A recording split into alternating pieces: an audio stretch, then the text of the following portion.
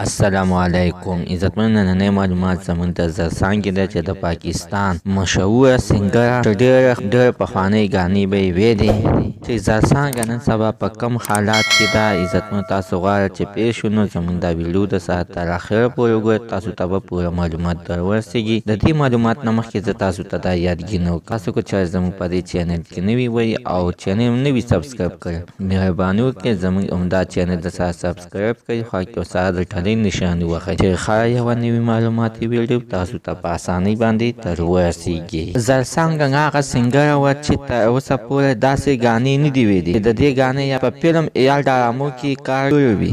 عزتمنو زرڅانګه هغه یوه سینګره وه چې د پښتو د خدمت دپاره په دې داسې ګانې ویلې چې ټولو پښتنو به خوښوله. هغه نن سبا په داسې حالات کې ده چې څوک یې تپوس هم نه کوي.